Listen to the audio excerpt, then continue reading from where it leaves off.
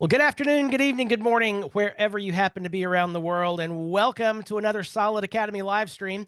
My name is Nathan Ingram. I'm the host here at Solid Academy, and I'm joined today by David Johnson.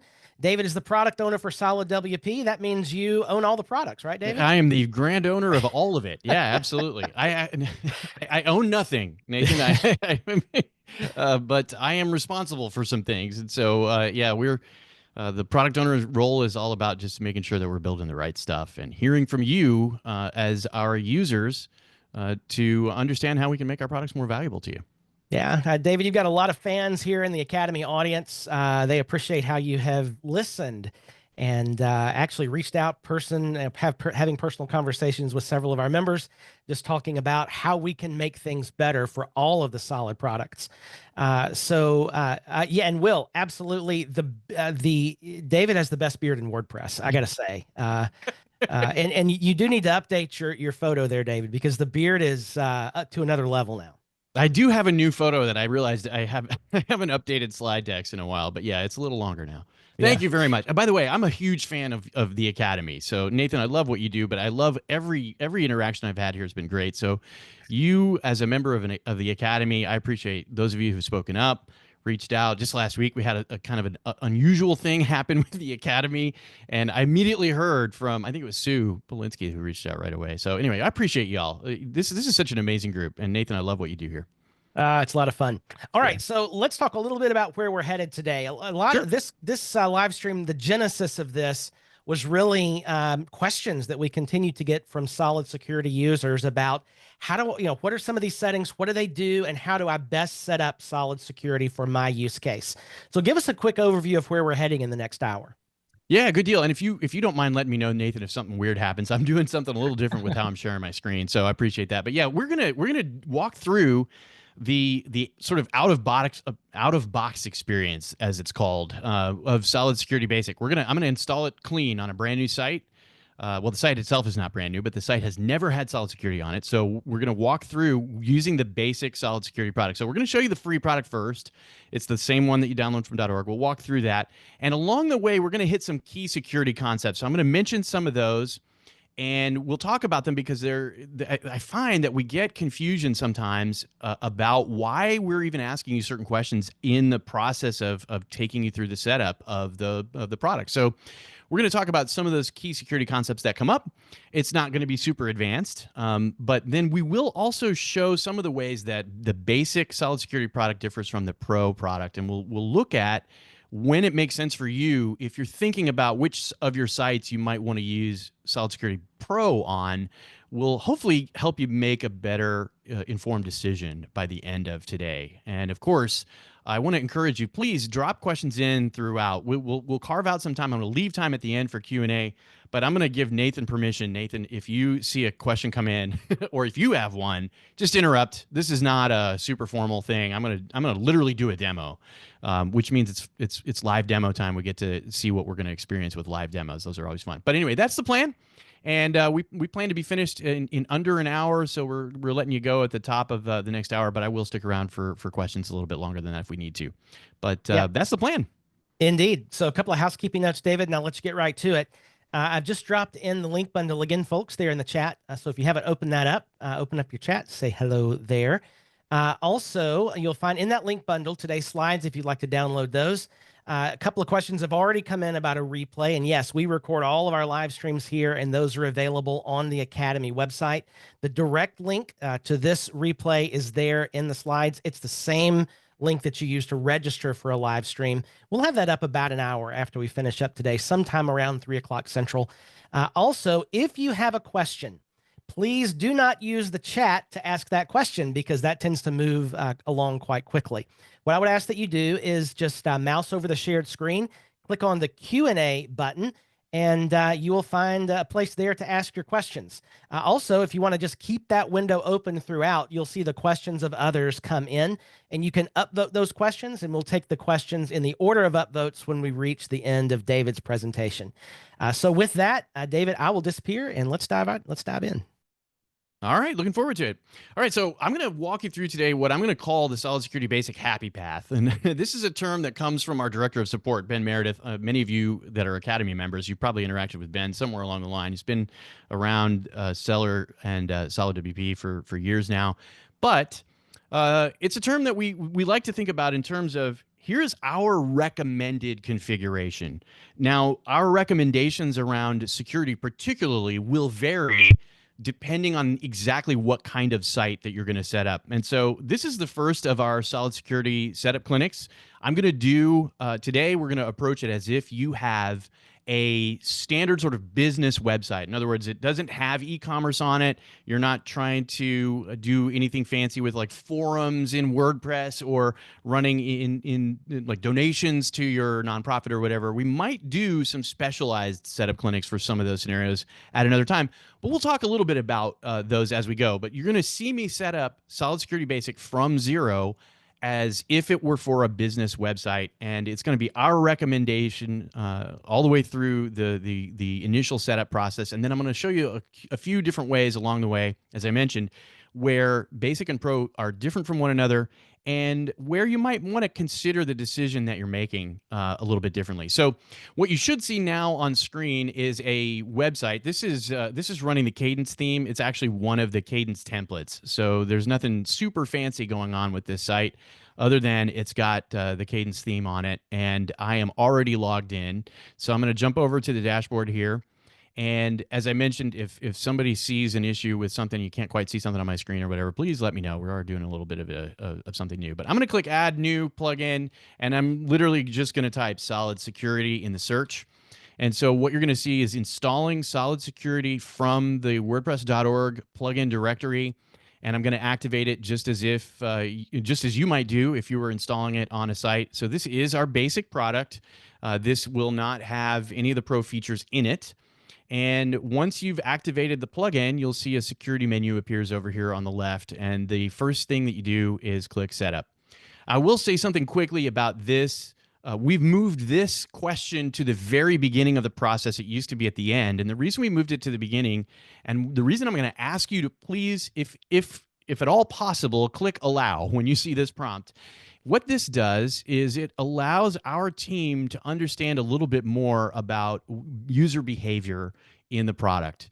And so it is a way for you to opt in and send a little bit of data. It's anonymous in the day-to-day interactions. There is one piece here which you'll see mentioned, which is an email opt-in.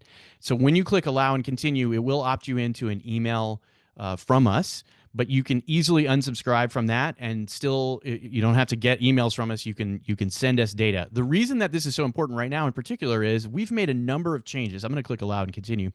We've made a number of changes to what happens immediately when you install the product, and a lot of these changes rolled out very, very late in 2024. And so just in November, December of last year. And so I'm going to highlight some of those changes in case you're someone that's used Solid Security in the past. You'll see how some of this might be a little bit different than what you've seen in the past. But what that opt-in will do is it sends some anonymous data back to our system, and it allows us to understand a little bit more about where people run into trouble, what features you enable or don't enable, and that sort of stuff. And it just helps us. It gives us a lot of useful information about the product. Now, of course, you can use the product without opting into that. It's by no means is it a requirement, but I love it if you would do that. It helps make my job a lot. It helps me be a lot more effective. It doesn't make my job easier, but it helps me be more effective. So, when David, let me just jump in real quick. Yeah. Could you zoom in just like Command plus a little bit, just to make the screen font a little larger? That would be helpful to folks. Thank you for bringing that up. I shall do exactly that. All right. So much better. Thanks. Okay. Very good. Yeah. That might do some fun things to layouts at different points, but yes, good call. Thank you. So the first thing that you're presented here is to answer a question about what type of site. Honestly, you can set up Solid Security with any of these answers. Here's where the choice you make here will potentially matter. And that is if you choose, let's say, e-commerce, then we drive some of the questions that happen later around your answer. And specifically, and you'll hear this as a theme today, when we set up a security feature in Solid Security, especially things around like login security, things that affect the user experience, someone who's actually a user of WordPress, not just a site visitor, but someone logging into the site.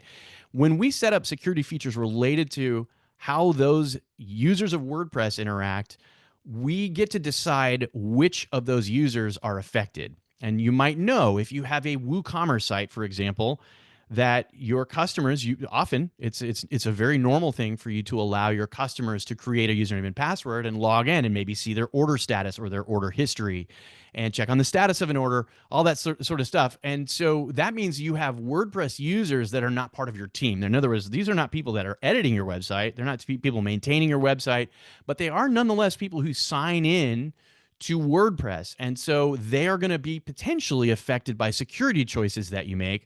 And so we drive some of the questions around who your users are based on how you answer this question. Now, as I said earlier, today I'm just going to set this up as if it's a plain business website. We refer to that as a portfolio site. You could also choose blog.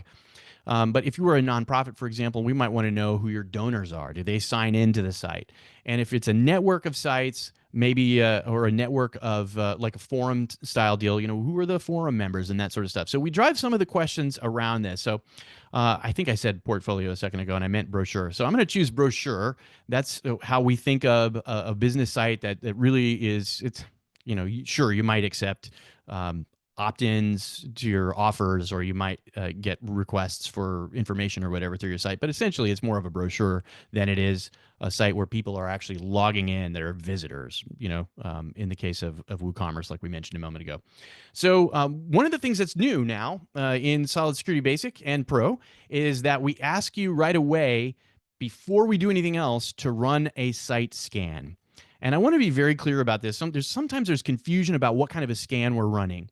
We are checking for vulnerable software on the site. So we look at WordPress core, we look at all your plugins, and we look at your themes, and we check the version numbers that you have installed against any known vulnerabilities that exist. And we get this data from PatchStack. You'll hear us talk about PatchStack again. They are the leading provider of vulnerability intelligence, threat intelligence, as it's known in the industry, to the WordPress community. And they're rapidly growing beyond WordPress too, which is kind of exciting. But the PatchStack folks have licensed their database to us so we can check all of your installed software against known vulnerabilities. And by the way, their database will be often the very first database to include known vulnerabilities. And we'll talk more about that a little bit later. I'm going to go ahead and click the Scan Site button right now. The reason that I'm talking about being clear about what kind of a scan we're running is that there are other types of scans that you might be familiar with. Some other security products, for example, will run a malware scan. And there's a reason that Solid Security does not run a malware scan. Nowhere in our product will you find us mentioning scanning your site for malware. The reason for that is that any intelligent malware creator today, the very first thing that they will do when writing malware is check for the major security tools that do run malware scans and disable them. So if someone has gotten malware onto your site, then they can interact with what plugins are capable of doing. And that's why a plugin-based malware scan is something I like to think of as security theater. There are lesser quality malware creators out there, of course, and of course, sometimes those malware scans do reveal malware that is planted by some of those folks.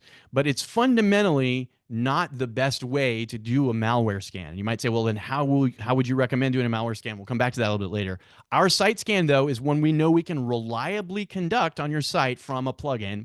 And so we're checking for vulnerabilities. I didn't actually know what I would find today. So I'm actually kind of happy that we have some vulnerabilities showing up as a site scan. As I mentioned, this is not a brand new site. It's one I put together last summer for a project. And so I had some plugins that, as you can see, have not been updated in a little while. So this is telling me, and this might happen to you, right? You install Solid Security Basic, it runs a malware scan, and it says, hey, you've got some stuff that has vulnerabilities in it. In this case, there's a high severity vulnerability in this plugin and 5 additional lower severity issues that have been found. In this case, there are 4 medium severity issues found. So we try to rank these in terms of like, is there an alarm bell going off? In this case, yeah, there's an alarm. There's a high severity issue. And so you want to take care of that. Now, you might think, should I take care of this right this second? And the answer is, well, maybe. Depends on the severity of the issue. But the good news is that after the end of the setup process, we're going to remind you about this. So it's okay to go ahead and proceed. In fact, I recommend that you go ahead and proceed, and we'll show you why in just a minute. And then we're going to remind you about what vulnerabilities we found when we get to the end of the setup process. The thing that I'll just note that there is an option here, and this is an option for basic. In Security Pro, we have the ability to enable some things by default that in our basic product, we do not enable by default. This is an example. And there's a reason that we don't enable them by default, and that is that the WordPress.org directory has very clear policies around anything that sends data back to a provider. So we are the creators of Solid Security Basic. If you hit scheduled site scan, your website is going to check in twice a day and run a site scan, and that requires a little bit of interaction with our system. And so we leave it as an option for you. I do recommend that you turn it on. We are not using this data to run it. We're not profiling you. We're not doing anything personally identifiable with this data at all. But we do need to have some interaction between your site and our system in order for the scheduled site scan to perform properly and for us to be able to find all of the things. There are some things that we scan directly on the site itself, like knowing what software is installed. And there's some aspects of your site that we're actually checking that are not mentioned here, but you can find out about later. For example, we look to see if your site is listed in malware, known the safe browsing, I think it is Google's safe browsing system. And so if your site is listed there, we're going to flag that for you.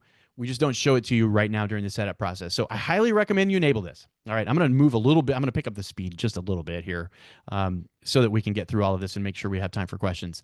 The next thing that we're showing you, again, this is something new that we've added more recently, is that we're immediately going to give you a chance to enable a couple of key things. And so this is brute force protection that is baked into Solid Security Basic and Pro.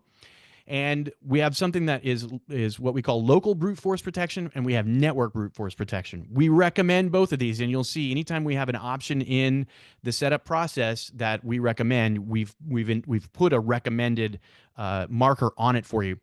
So what's the difference? In local brute force, if I am a malicious person and I am trying to guess a password, back in the early days of WordPress, we all had a username named admin. It was the default username. Thankfully, we don't have a user named admin anymore. But back then, every WordPress site you could pretty reliably say was going to have a user named admin. That was the username. So all you really needed to do was know the password. And of course, WordPress, by default, does not prevent someone on the web from just coming and plowing forward, guessing as many passwords as they can. That's a brute force attack. And so with local brute force protection, what we do is when you enable this, we limit the ability of someone to make multiple guesses. And we lock them out after a configurable number of guesses. We'll show you what the defaults are a little bit later. But by default, if someone has hit your login form and they make 5 false, incorrect guesses, their IP address will be locked out so that they can't continue to try to break into your site. That's what we call local brute force protection. And it is part of our firewall module. The reason we have this in the firewall module is that we have to track the IP addresses of people, and it's the firewall that does the locking out. What is the difference between local and network? In the network scenario, you're opting in if you choose to enable this. And again, this requires manual interaction. I'm going to turn it on. That's because this sends a little bit of data to our system. And what it does is when someone gets locked out of your site because they've been trying to brute force it, Solid Security on your site will send a signal back to us and say, hey, this IP address has been trying to break into so-and-so, such and such a .com site. We don't track your username or anything like that. We just need to know the domain name. And then that gets shared across all of the sites that have opted in. So we've built essentially a sort of crowdsourced intelligence about which IP addresses are known to be used by bad actors. And so if you turn this on, we're not going to just lock out users who have tried to break into your site. We will also lock out users who have tried to break into other network brute force opted in Solid Security sites. So it's a way for you to share intelligence with the community and also to benefit from the shared intelligence of all of us. And so I do recommend that you turn that on.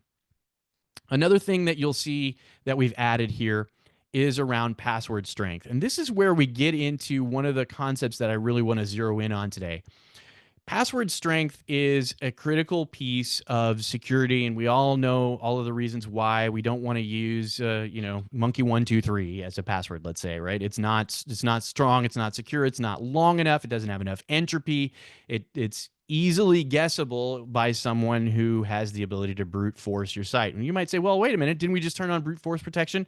Yes, we did. But security is about layers.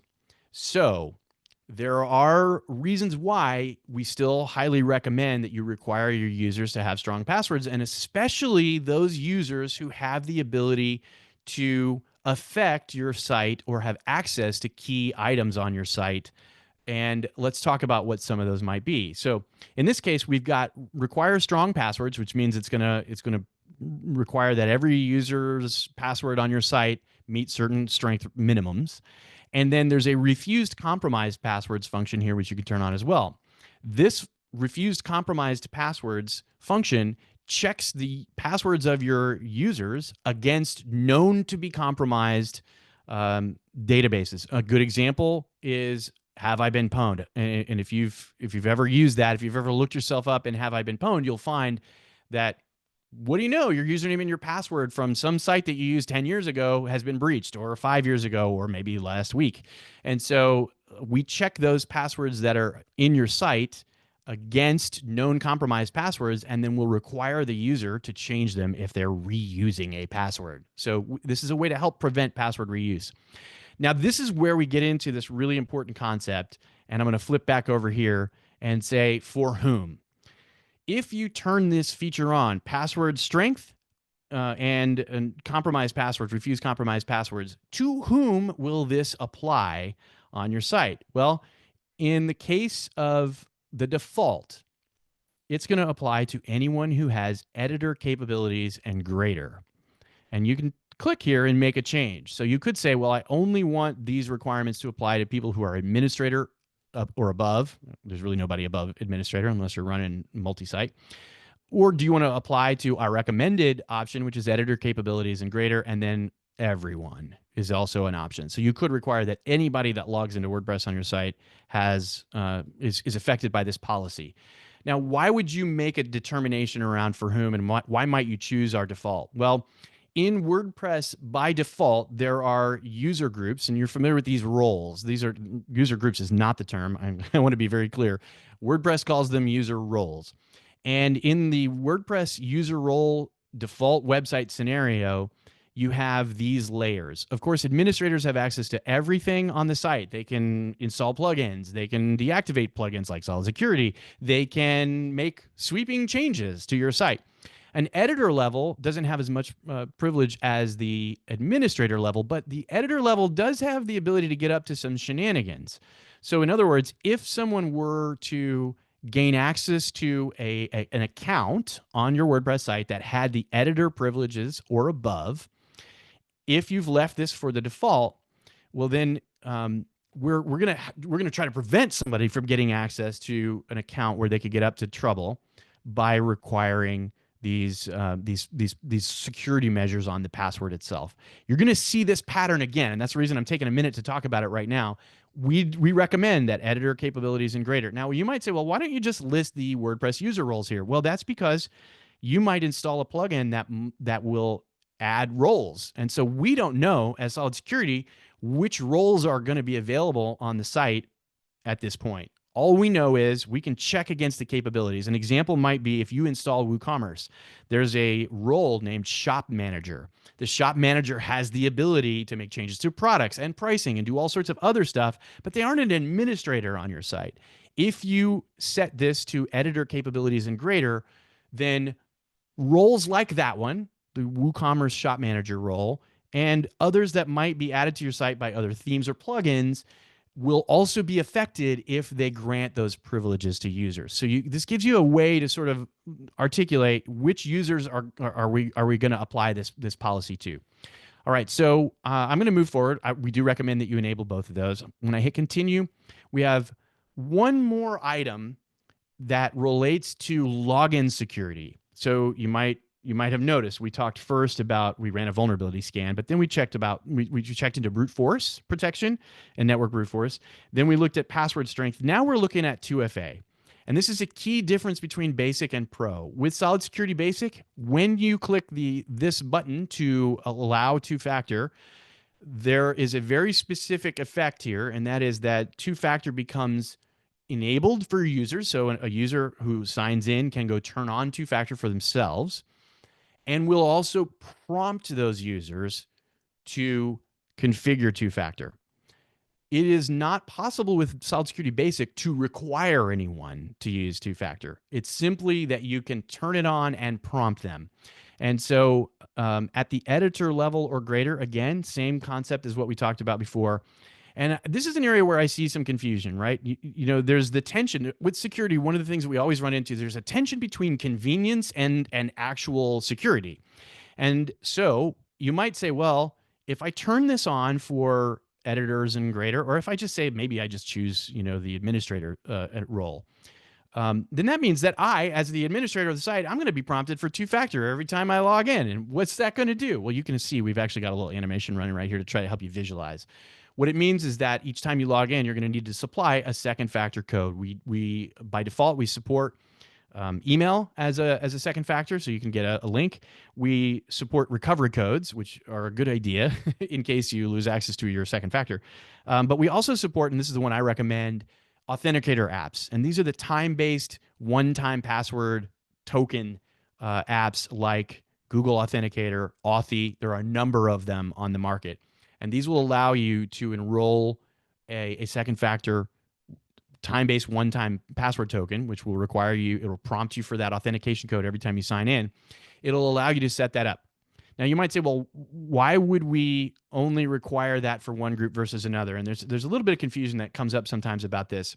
And so I want you to imagine for a moment, you recognize this picture, right? This might be an office building or maybe a hotel where there are buttons available to you. So let's pretend that it's an office building, and the first floor has retail and all sorts of other stuff. We allow people to wander in off the street. Let's compare that level, the first floor, to your visitors, your site visitors. Nobody's logging in, but they're coming into the front door, meaning they're visiting your site. They can access everything on the first floor. But as soon as they need to get into creating content, let's say, or editing content, or accessing products, or maybe performing administrative functions on your site, then they need to get into the elevator. And in the elevator, you've all seen this, right? Where some floors will require that you have a valid, either a key, or in this case, like one of these ID cards. And you can press the button all day to floor number 5, let's say, but you can't get up to floor 5 unless you've also got a valid button or a valid key card, let's say. And the reason that happens is because on those floors, there are things available that we just don't want anybody wandering off the street being able to have access to.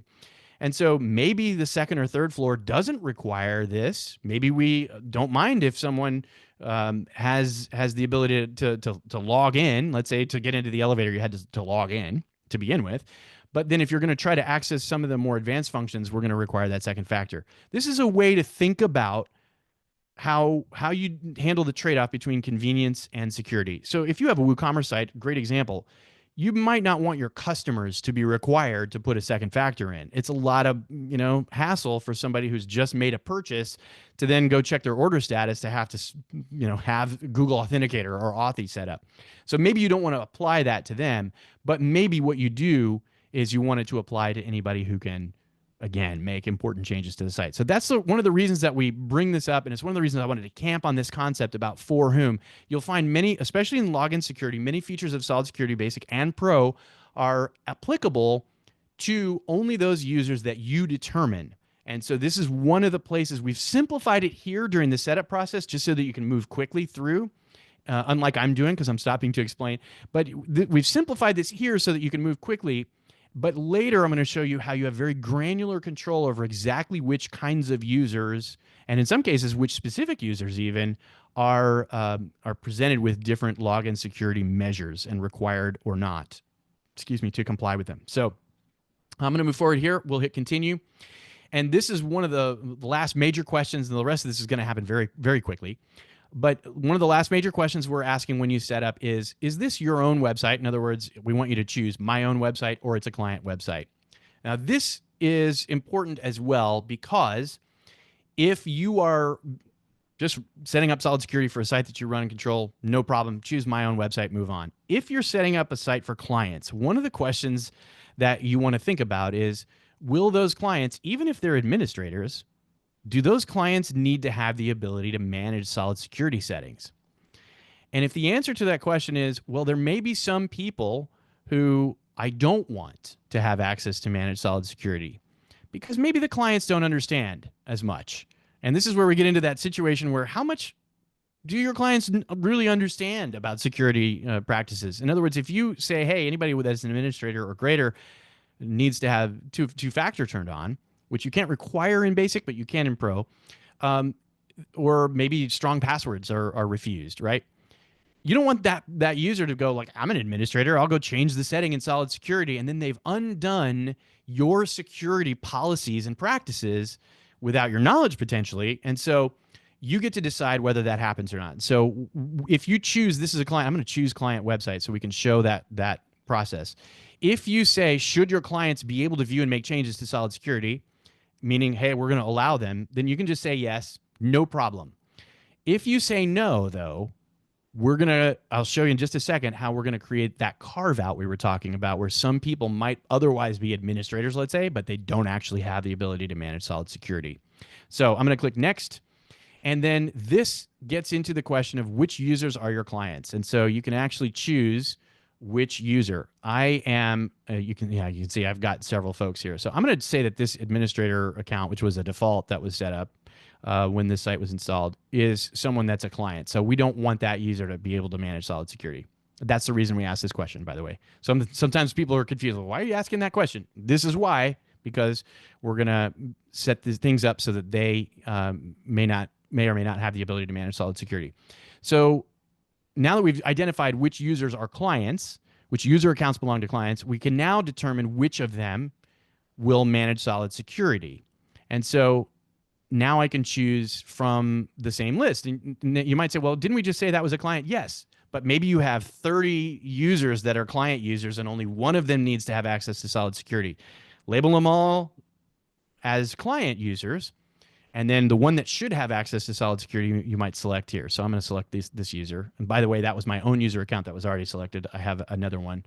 All right. So again, we're going to try to move quickly. Enable Security Check Pro. This is, as you see, I'm in Solid Security Basic. Why is this Pro? Well, this used to be a Pro feature, but we found that it was so important for our users that we've allowed it to be accessible to everybody. So we moved. This is an example of something, sometimes a premium company might take something from the free product and move it into the pro. We have a habit of doing it the other way around. Like we have pro features that we move into the basic product. This is one.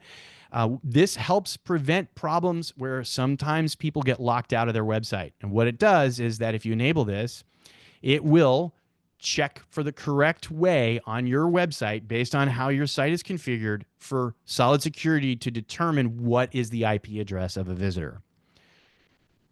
It's easy to say. The ramifications of that are significant, but I'm not going to spend a lot of time on it. I will show you how it works, though. When I click Next, you'll see that what has happened right now is we're jumping into part 2 of the initial setup process, and this is where you get to authorize IPs. And this is one of the great features of Solid Security's firewall, is that you can choose which IP addresses should not be locked out by Solid Security.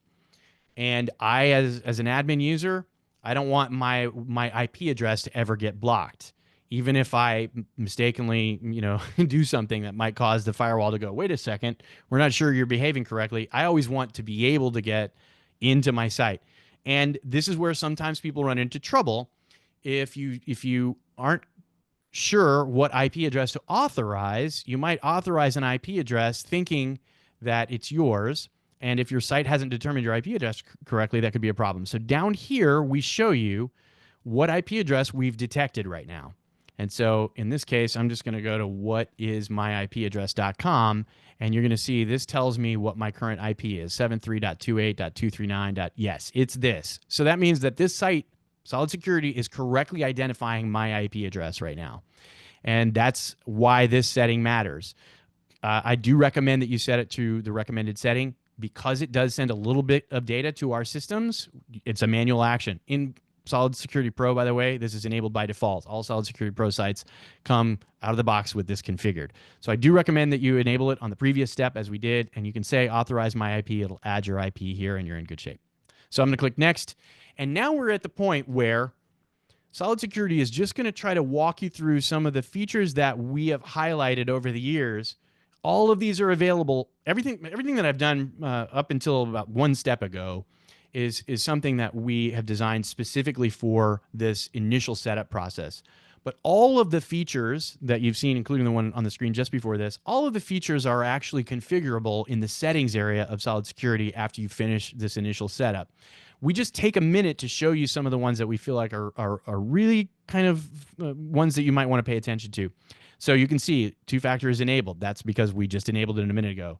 The firewall rules engine, local and network brute force. So in other words, these are just the settings that we've already looked at. I'm going to click next. And here's where we get to a concept that creates a little bit of confusion for people. And so I want to camp here for just a minute. And that is the idea of user groups. Now, as we said a minute ago, when you're using Solid Security on a WordPress site that has just the normal stuff, right, then there are roles configured. We talked already about what those roles mean and how that they might vary on your site depending on what plugins you have installed, and even some themes even add roles. So when we have the question, how much granular control do we want you to have over exactly which types of users have which security provisions apply to them? And so you get to set up either custom user groups or default user groups. I'm going to click default, and you'll see now that we have set a user group in Solid Security that matches by name all of the WordPress roles. Now, they are not identical, and this is where some people get confused. So we have subscribers, contributors, authors, editors, and administrators. The one role that's not listed there is viewers, and that's because we consider them part of everybody else. Now, the reason that we've set up the default groups that way, well, I made the choice. I chose default groups. And that is because I get to now determine which of these features that you see listed will apply for each of the groups. You'll also see that we have clients here. So remember how earlier we got to choose which users are considered clients?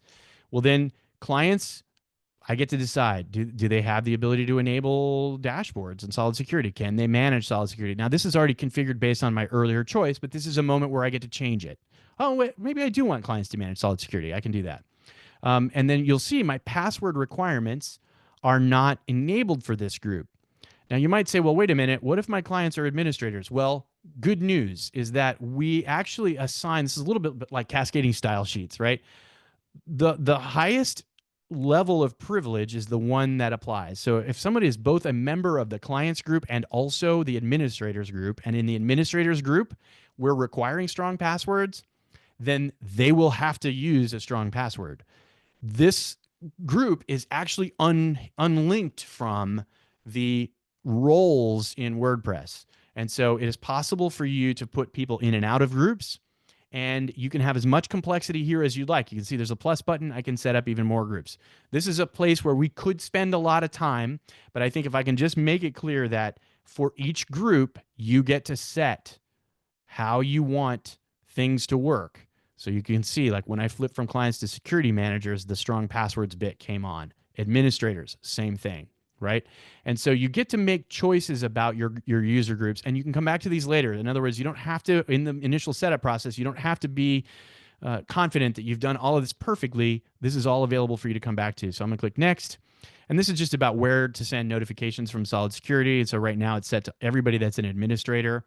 And if I don't want that to happen, then I can say, well, really, I just want it to be these two accounts. And then that's who will receive email notifications about security from Solid Security. And now I've clicked next. It's doing some quick setup, and it's saved a bunch of settings and applied those to the site. And so we give you this little congratulations screen. But as I mentioned, we're reminding you at the end that, hey, you remember that you had at least one high severity vulnerability? And so at that moment in time, we're going to show that to you here so that you remember to go manage that vulnerability. I'm going to open it in a new tab so I can keep this screen open for a minute. But in this vulnerabilities screen, we can see all of the vulnerabilities that were identified. And you remember there were some medium ones. There is one high severity, and it gets an 8.5. We could talk about this. Maybe we'll do a separate piece of content about this if you're not familiar with what these mean. But the 8.5 is on a scale of 1 to 10. An 8.5 is kind of severe. So let's take a look at the details of this. This one is not known to be exploited. So that might be one reason why I might say, well, okay, so maybe it's not critical for me to update this plugin instantly. But we get to find out everything that there is to know about this. And if you ever want to know, you can click on the CVE. There's a common vulnerabilities database, which will describe what exactly is going on. And there's all sorts of information available to you. But if you just want to make a determination that actually I'm not worried about any breakage on my site, if I update this Forms plugin, you can just update it right from here. And Solid Security will go make sure to grab the latest version of the plugin, and then it records what happened. So it creates a log, and this is related to security events on your site. So now if I were to go back and look at vulnerabilities one more time, you will see that that red high severity vulnerability is gone. And that's because we've already fixed it up. So we took care of the results of that scan. Now here's where we have an important difference between Solid Security Basic and Solid Security Pro. There are a number of them, and we won't have time to go through all of them in great detail today. But one of the items that I'm going to mention right here is that what if that vulnerability that we just saw, I don't know if you happen to notice, it was found and publicly disclosed on in December of last year. And so I should be able to filter. Actually, no, it doesn't. It's not going to show me because it's historical. So what if that item, since December, it was publicly disclosed? What if somebody had been exploiting it? And in that case, we saw it wasn't known to be exploited in the wild. But what if somebody had been exploiting it? And what if you just found this out? Now, if you're like me and you like to go to sleep at night, you are not going to be managing vulnerabilities on your WordPress sites 24 hours a day. So if something gets publicly disclosed at 2 a.m. while you're sound asleep, and as has started to happen, especially with higher severity items, malicious actors start looking for sites to exploit in minutes rather than days or weeks or months, as used to be the case. And if they can get up to enough trouble, then what would happen to your site if at 2 a.m. it got publicly disclosed and somebody was busy using bots and other tools to find all the places where they could go get up to stuff? Your site could potentially have been compromised by the time you get up in the morning. And that's where one of the most important differences that I want to mention to you about going pro comes in. And that is that pro users benefit from something that is available from PatchStack, and it is called virtual patching. The virtual patching service from PatchStack will actually protect your site even if you have a high severity vulnerability in a plugin or a theme, or even if it were to happen in WordPress core. If the PatchStack team determines that it is severe enough that someone could get up to enough trouble on your site, they will issue what's known as a virtual patch. And if your site is using Solid Security Pro, then your site will automatically be protected even with the vulnerable version of that plugin, theme, or whatever still active on your site. And that's because they apply surgical firewall rules to prevent the exploit that vulnerability would enable. And so there are many other advantages to Pro, but this is one that I wanted to point out right now because you have the ability to get early protection. And there's one other piece of it that I'll just mention, and that is that this list is only going to show those vulnerabilities that have been publicly disclosed. And that's for reasons that PatchStack doesn't want to expose information before public disclosure. Public disclosure happens on a responsible timeline when it's done correctly, so that the creator of the plugin, let's say, in that case, the Forms plugin, that plugin creator ideally would have an opportunity to find out about the vulnerability that someone discovered, fix it, and then issue a patch before it gets publicly disclosed. That's the sort of ideal scenario everybody goes for. But sometimes, and often in fact, the folks at PatchStack find out about vulnerabilities before they get publicly disclosed. If you are a user of Solid Security Pro and you have virtual patching from PatchStack enabled for your site, you receive protection even from not yet disclosed vulnerabilities. They will not show up in this list, but your site will already be protected with virtual patching. As soon as a public disclosure takes place, it will show up in this list here, and you'll see that your site's already protected. And that's one of the most amazing things about PatchStack, and we include that virtual patching along with every Solid Security Pro license that you purchase. And so I wanted to mention that. There are a lot more details about Solid Security Pro, and we could talk about those. But I am going to pause right here.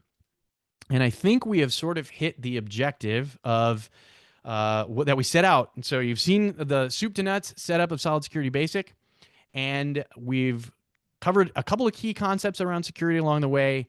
And then we've also talked about some of the important differences between Solid Security Basic and Solid Security Pro. So I want to stop here. And Nathan, I'd love it if you have some questions that you want to throw my way from our listeners. Absolutely. So excellent walkthrough, David, of all these settings and the decision points and why we should choose certain things at certain points. I'm going to drop in the the link bundle again in the chat that also includes the replay link. If you want to go back, first of all, that was an information fire hose. It was all really good information.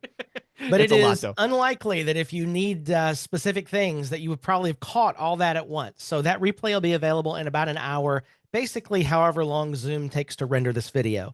We'll get that up for you. And on that replay, you can pause, you can go back, you can slow down the speed, you can do all of those things. So we'll have that up, and that link again is there in the link bundle. Secondly, and quickly, if you don't have the Q&A window open, I'd invite everybody just to open that up, scan through the list of questions that were asked, and click the little thumbs up icon to upvote the questions for which you want to hear the answers. And so we will now start taking questions in order of upvotes, starting with Paul. So David, Paul says, I receive emails for vulnerable, outdated plugins on a website running Security Pro. When I log in, the plugins are already up to date with a higher version than the vulnerable version. What's going on there? That's a good question. If you haven't reached out to support, Paul, I would ask you to do that, because that absolutely should not happen. I like the possibility you presented, which was maybe there's a dev site somewhere. And if that's the case, then there should be a way using the view details, and I'm not looking at it, like in Gmail right now, there's a way to view the original email headers, and it'll show you exactly where the originating domain and subdomain and other details are. And so if you haven't inspected the email headers yet from one of those notifications, I would say do that just to rule out the possibility of a dev site somewhere. And if it's not coming from the domain that you're expecting it to be coming from, it's coming from somewhere else, then there is probably a clone of the site out there somewhere that might be sending them. And so that would be one thing to check on. But if you ruled that out, then absolutely talk to our support team, because there may be something else happening there, and it would be hard to say without knowing a little bit more detail. But yeah, I think that you're on the right track. Like there's probably a copy out there somewhere if those emails are coming in. Yeah, it could very well be. Question here from Dave. What would you select if you have an LMS site, like a LearnDash site? Oh, good question. If you have an LMS site, I would probably choose the e-commerce option, because those people make purchases, or even if you give your courses away, the way that LearnDash works is it treats them as if they've paid, even if they got something for free. So I think that's probably the closest analogy to an LMS-based site where people purchase courses and go through them. I would choose that. But if you find that, like we didn't get into the details of what a custom group might be, you could certainly set up a custom group for learners that's different from, let's say, those who can create course content. So you could actually name groups in Solid Security if you wanted to get to that level of detail. But I think the fastest way would be to choose the e-commerce group. And then when it asks you who are your customers, then select the LearnDash role for those people who make purchases. Yeah, very good. We got a bunch of questions, David. Next one is from Billy. Billy says, I only work with nonprofits. All our services or research organizations, no fundraising, no sales. In security, it seems like the nonprofit option is mainly about fundraising. So if that isn't going on, would you just consider that a brochure site maybe? I would, yeah, absolutely. And Billy, unless there's something else where there's a scenario where someone can register for a WordPress account from the front end of your site, like maybe you have gated content that's like only available if you create a WordPress account. Like there's lots of different things that can happen there, but it doesn't sound. I'm not hearing anything in your question that would indicate that that's happening. So I think you'd probably be safe to just choose brochure in that situation. And by the way, it's not a one-way street. So like if you choose something and you're like, oh wait, I need more complexity, you can always add more complexity later. In other words, you like carve out a certain type of user that might get some special treatment in Solid Security. You can always do that by adding a new user group after the fact. But it sounds like brochure is probably the right way. Yep. Elizabeth has this question. I've set this to authorize my IP address. So she added her IP to the list of authorized addresses. But over time, the IP address has changed. The That's true. ISP changed it or whatever, right? Yep. So is there a way that Solid Security can check for this and make sure it's current? That's a good question. So in Solid Security, if you jump over, I'm on the dashboard screen right now. This I think is an underutilized screen, by the way. There's lots of great stuff you can do here. And something I forgot was that at the end of our deal, there are 2 alerts up here. One of them is that there were issues during the site scan. Now I've already taken care of that. But the other one is around network brute force. So I just want to mention when you finish, keep an eye up here because we do alert you to a couple of things. But to answer the question that's in front of us right now, if you want to check your IP and see, first of all, if you come into features and look at the firewall, that is not where it is. It's going to be under firewall over here on the left, and then we will see where the rules live.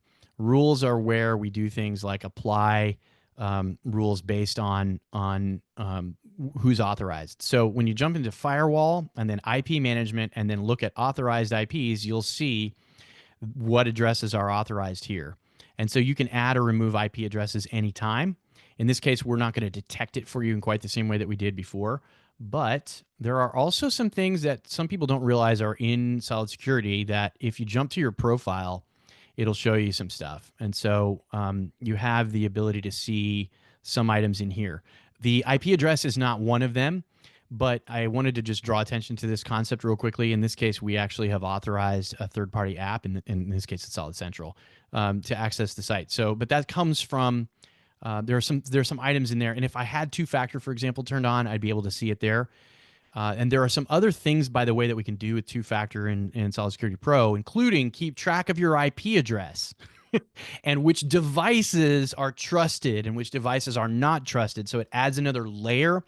And that gets into a very complex topic that we've done an entire webinar on, I don't know, last spring, if I remember right, Nathan, in which Timothy, our developer, hacked my machine right in front of, or hacked my browser and website right in front of everybody. But yes, you can always change your IP. And if you don't know your current IP, you can use whatismyipaddress.com, which I don't think you can see that address up there. But hopefully that answers that question.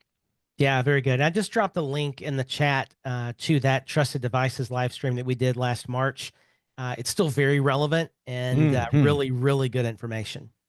Yeah. Next question is, Vern has a suggestion that I'll just save David for later. Oh, very good.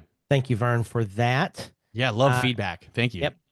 Yep. Dave's question here. Do you have any functionality to analyze the security logs using AI to help lay people understand the issues?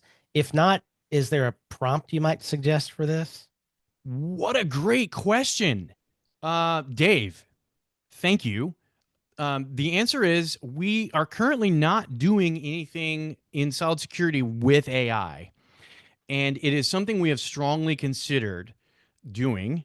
And in fact, AI and its implications for security are starting to become really, really interesting for the first time to me. I've been one of these late adopters to AI, but if you caught Thomas Rafe's webinar here not all that long ago, there's some really cool stuff happening. So I would love to see us go down this road. I don't have a prompt handy, but I tell you what, I'm going to make a note, and I'm going to ask you if you would save this one too, if you can, Nathan, along with the other feedback item. We could approach this either as well, we're going to consider it as a feature, and I have the power to just say we're going to do that. But also, in terms of a prompt, I think we might be able to cook something up for you. That might be a topic for a future webinar. So really appreciate that question. There are undoubtedly some things that AI might be able to do, but before I start spewing ideas about prompts, I would want to go test them because I might be giving you a wild goose chase. But yeah, I think this is something worth exploring.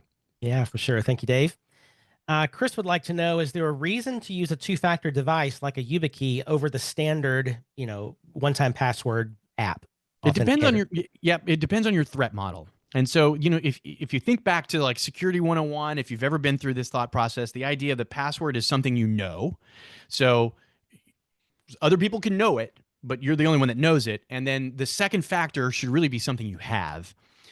In some ways, having an authenticator app that has enrolled a token that is unique to your device, or even if you're using something else we didn't get to today, which is passwordless login options like passkeys, that tie your authentication to a device, then those are a little bit more true to the something you have model than, let's say, a time-based one-time password authenticator type token.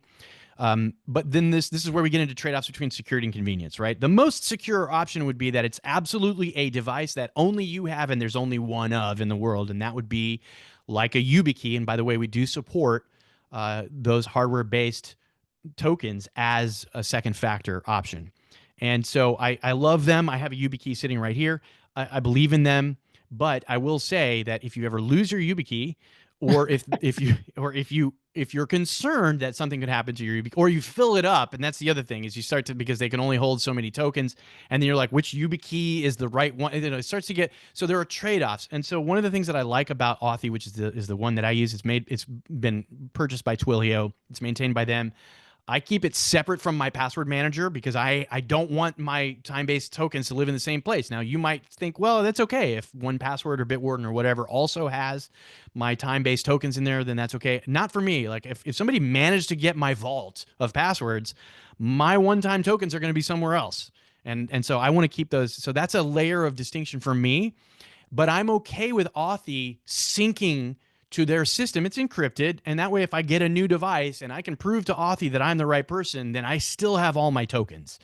And I haven't lost them just because like my phone got bricked or stolen or destroyed or whatever. As long as I can get back to Authy and prove that I am who I say that I am, I can get my tokens back. So it's truly a trade-off. If you're going strictly by purely what's the most secure, absolutely, that hardware device token is the most secure. It's also the one that could get you in the most trouble if you if you lose it. So it's a trade-off. Very good. We are at 2 o'clock, David. Can you go about 5 more minutes, or do you have a hard stop? I can go more. I'm gonna have some unhappy people waiting for me in a meeting, but that'll be okay because I y'all, this is why I talk fast. I saw somebody's comment about talking fast. I talk fast because there's so much I wanted to fit in, and I want to make sure that this is useful to you. So yes, I'll stay another 5. Yeah, okay. So let's do quick lightning answers to these things. Marcus has a question in the chat. Marcus, I just dropped a link in the chat for a replay for PatchStack founder Oliver Sild was with us some time back talking about how virtual patches work. So that should answer all your questions. No, it won't damage your site. This is a good question here from Ken. Ken is wondering, so when we set up the user who's able to manage solid security settings, is that based on the ID or the username? Or, because basically the issue that Ken has come across is the client has deleted his user account and then adds him back and he can't manage solid security. So how does that work? It is based on the user ID. Under the hood, inside of there's an internal ID in the WordPress database that associates that user account, and it is an ID that is usually not visible to you.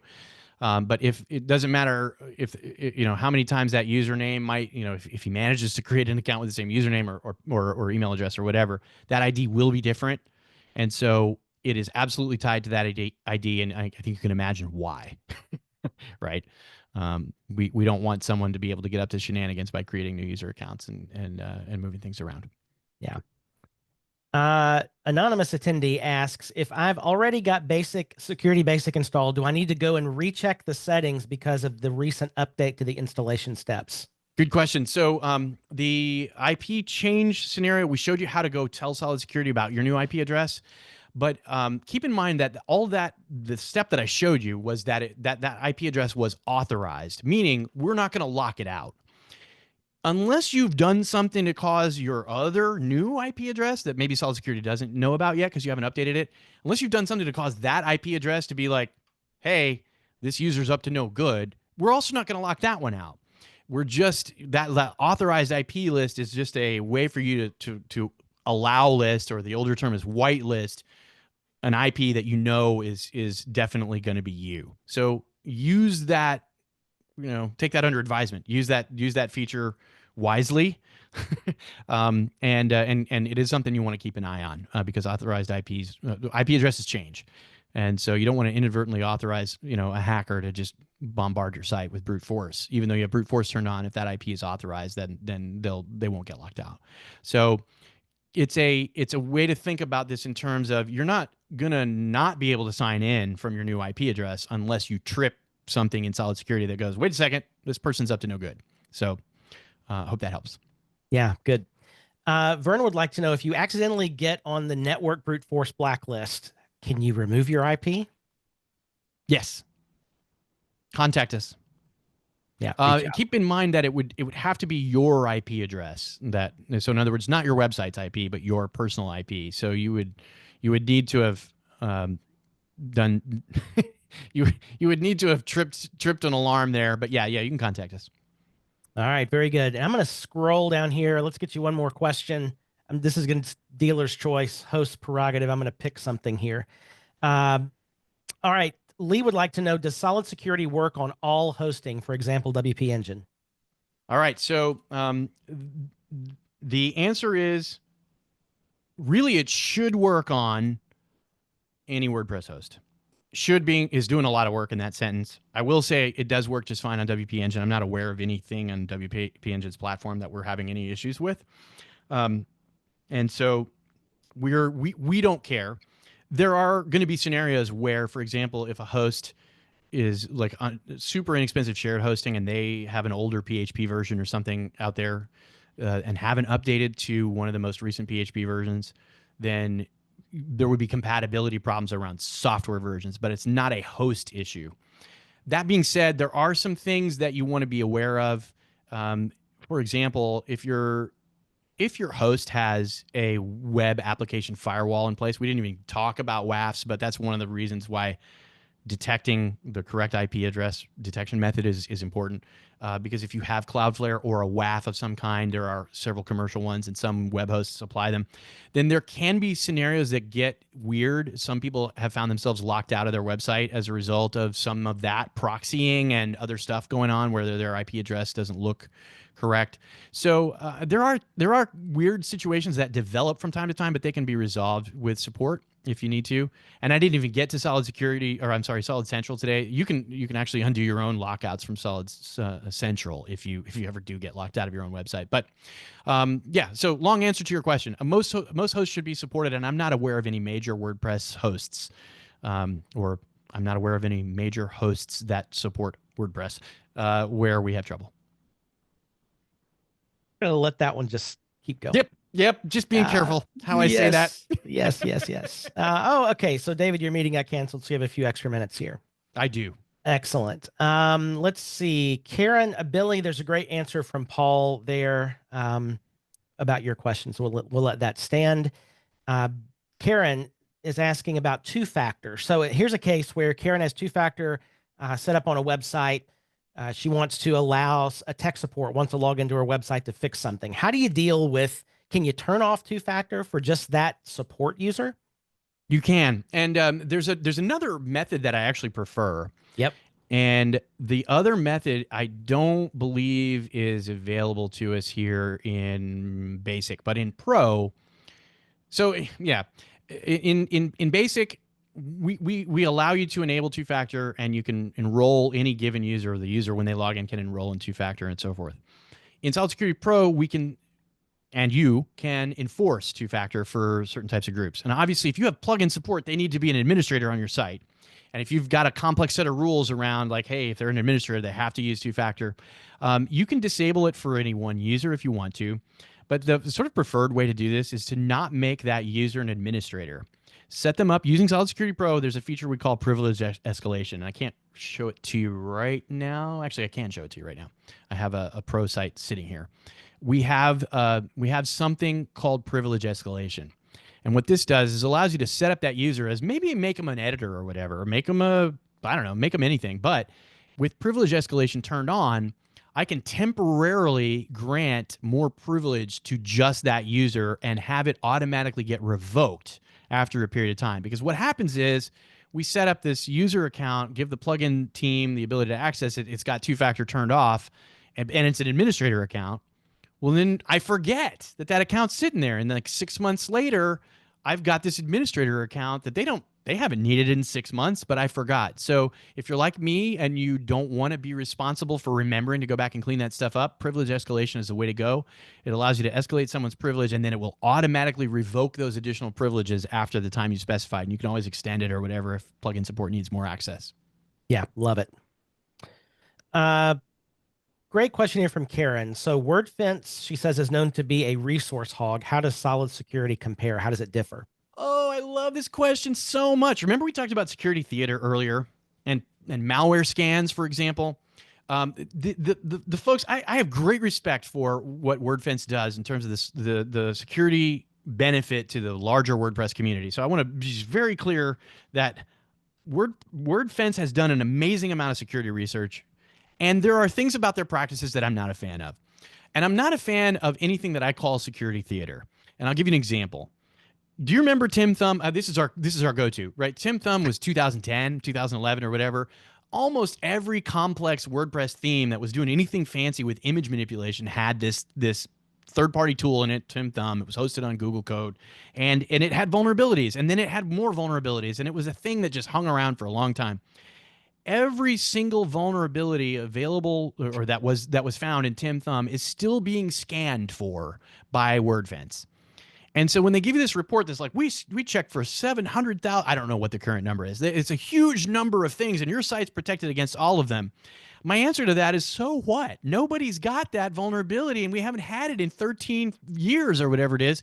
Why would you use resources on my site, using my memory, CPU, disk access, and all of it, to scan for something we know isn't there? So this is why I love the virtual patching approach in Solid Security Pro instead, because if you don't have that plugin with that vulnerability installed, PatchTech doesn't even try to do anything to your site. The only time it's going to try to do something in terms of virtual patching is if you have a vulnerable version of that thing and you could be exploited, in which case they do a little surgical thing, and it takes a tiny amount of resources instead. That's an example. There are many others, but that's an example of one of the ways. Like, it's one of our core values at SolidWP to be performant and to be smart. And we don't publicize that a lot, but those are like, when it comes down to like what products, features and things do we add to our products and how should they work? This is on our minds constantly. We don't want to use resources unnecessarily. And it's one of the reasons why I am a big believer in the way that we've approached this, as opposed to the ways that some of the other plugins, WordFence is one, but there are others, that the way that they approach some of this stuff. Yeah, great answer. We sort of covered this a little bit earlier. Marcus is asking, I use a VPN, so my IP address changes regularly. How does that work with authorized IPs? In the trusted devices feature, yes, does it account for the use of a VPN? It does, and there are layers to that. So with trusted devices, we give you a layer that, instead of relying purely on an IP, and so you could almost ignore the authorized IP. I'm not telling you should, but I'm saying, like, depending on your exact threat model and your situation, there may be a path in there that it makes sense. But with trusted devices, instead of tying things purely just to your IP address, we also put a token in your, it's in the local storage. It's effectively a cookie. Think of it like a cookie on your local machine, where we know that this, like my laptop, for example, is me. And so if I am signed in as me, then it's attached a piece of that device information to that concept, so that maybe I don't have to put my second factor in all the time, for example. That was the original use of trusted devices. We're like, hey, 2FA is turned on, but hey, this is my only computer, so, and I'm the only one that uses it. So why don't we just trust this device?